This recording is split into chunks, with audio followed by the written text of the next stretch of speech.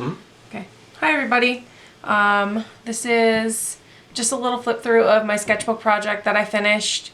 I'm going to send it in today. I'm super proud of it, and I know a lot of people wanted to see it, so I'm just going to go ahead and kind of go through each page and do a little talking about the decisions that I made and what I did. So here we go. This is the cover. And then this is the inside cover that I did here. I tried to pick little bits from each game. Not every single game that I did inside the book, but I just thought that it would be kind of a fun cover and kind of give you an idea about what was going to happen and what was coming inside the book. Here's a little thing that I wrote, just talking about me and why I made the decisions that I did. And then this is one of my favorite pieces that I did for this. It is just a little Pacman drawing. I actually did that with a combination of gouache and paint pens, and I did it on black paper. That one was really fun to do. The logo was difficult to get right, but I feel really good about it. Okay, here's Mario and Yoshi, both done with alcohol markers. I had a lot of fun spending some time drawing Yoshi in particular. On this page I have two of my favorite bubble guys from the original NES games. This is the little dude from Bubble Bobble, and this is Kirby. If you look, the bubbles behind, I'm going to try to move it so that maybe you can see they are done with metallic watercolor, just for a fun little background. I tried to do backgrounds just to kind of represent each theme or persona. Okay, so this is one of my favorite pages that I did in the book. This is the level 9 from the NES Legend of Zelda, and if you have ever played this, you know that what I have drawn behind here is the actual map of the game, and that is, once you have the compass, you have the little red dot in Ganon's eye there. And then I went ahead and drew some of the things that you would have to have in this dungeon in order to beat it.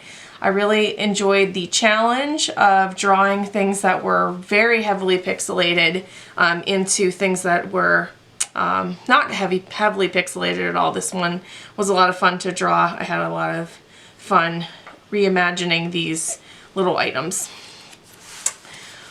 Here we have Dr. Mario. This is a more updated version of Dr. Mario than from the original game, but the logo is kind of from the NES game because I'm old school that way. And then I just drew some little pills behind him. This is a scene from A Link to the Past. If you've ever played the game, this is in the Dark World. I did a couple really cool pieces like this for Linktober this year. This was one of the ones that I did that I really, really like how it turned out. I really feel like I made it look very similar to how the game would look, again, if it wasn't pixelated. I have a lot of fun reimagining pixelated art. These two guys are from the Minish Cap. You have Eslo and Vadi, and I kind of surrounded them with little kinstone pieces. And if you've never played Minish Cap, it's a super fun Zelda game. Vadi is a really cool villain. He was a lot of fun to draw. Eslo is pretty easy to draw, but I just really like him, and it's cool to have a version of Link's hat that was actually like come to life. And we're on the Zelda train now for a little bit. So these are pieces from Wind Waker. I drew a lot from Wind Waker for Linktober this year, and so I ended up redrawing some of these and including a whole bunch of them. I tried around the edges here to draw rupees and these little treasure spheres that were specifically from the Wind Waker, and of course you have Link and Tetra. Here I drew Makar, and then I put him on a little background. The little bubbles in the background, it's supposed to kind of look like it does inside of Forest Haven if you've played Wind Waker. And then there's the King of Red Lions. You can't have Wind Waker without the King of Red Lions. And then I have Ganondorf and Phantom Ganon here. Again, I really enjoy both of these characters, and I played Wind Waker for the first time this year actually, and I really enjoyed it. So I really like the art style. It was a lot of fun to draw. Once I really realized I liked it a lot, I kind of went crazy drawing pieces from Wind Waker. Okay, then of course we have to give a little nod to the PlayStation because we had a PlayStation growing up, and my sister and I spent an enormous amount of time with these two characters. So you've got Spyro and Crash, still two of my favorites. still too that I really enjoyed. I really have enjoyed drawing Spyro here. I want to try to do him again in the future. These were both done in alcohol marker. And then this is 2 pieces from The Legend of Zelda Skyward Sword.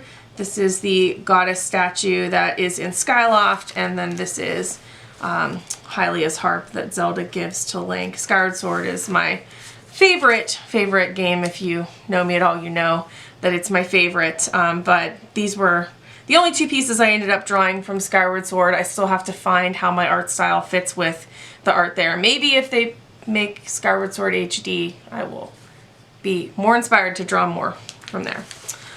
This is from a game I recently played called Shovel Knight. He's a really cool character, and he also pops bubbles with his shovel, so I drew some bubbles behind him.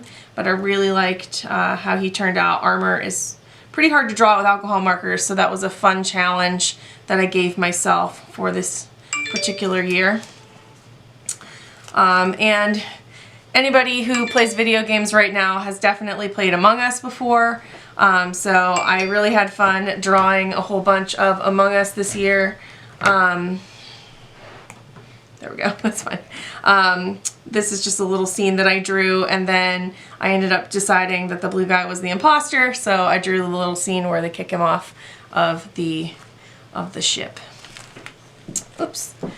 And then at the very end here we have an iconic scene from Super Mario World where Mario's beating Bowser, and then of course once Mario beats Bowser he gets Princess Peach.